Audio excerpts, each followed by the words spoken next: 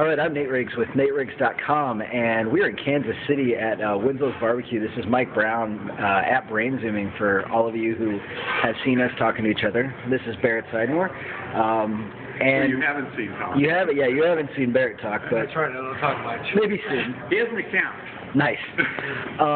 So while we're sitting here, we're talking a little bit about this assessment tool that you came up with to use at some of the client accounts that we go to. It's called Plus Minus Interesting Recommendation, PMIR. Right. Tell me a little bit about what that is. Well, as with a lot of my tools, I borrowed it from other places.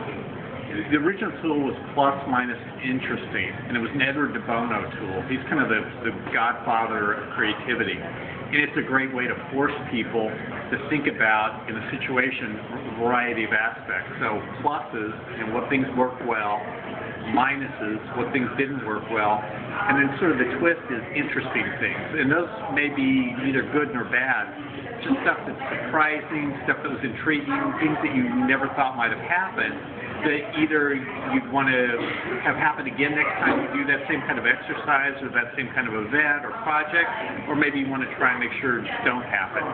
It starts with the plus, because a lot of times people will start with negatives and really focus there, but pluses really get you going on what's good about something.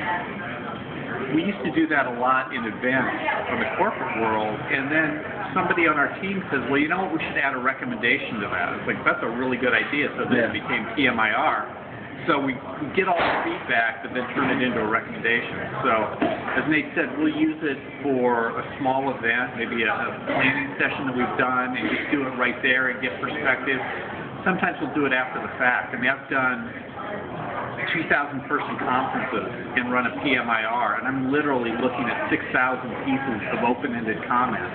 So it's not necessarily quantitative, but it's a great way to sort of hear from people what they think, what their perspectives are, and it's an incredibly valuable tool to get ideas that would never have occurred to you, facilitating a session or producing a session. So let's say like an agency or a company wanted to use this in one of their planning sessions. What are the tools? How do you go about doing this at its base form?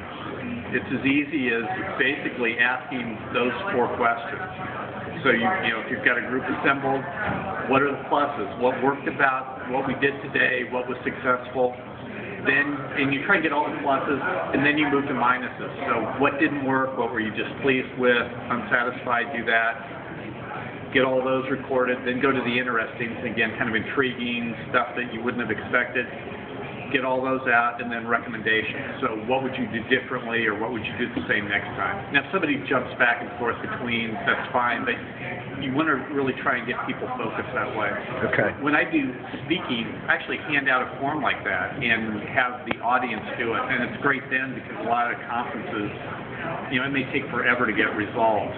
There, I get instant feedback, and of course, I read the minuses first. I'll focus on the minuses and see what did I need to do better. But it's just a great feedback tool, whether it's on a piece of paper, online, or you're just asking people. Very cool. Well, thank you very much. I think this is something that a lot of companies and individuals can apply, so thanks for sharing that, Mike. No problem. And Brainzooming.com, right? Absolutely. All right, and I'm Nate Riggs, NateRiggs.com, and this is Barrett.com.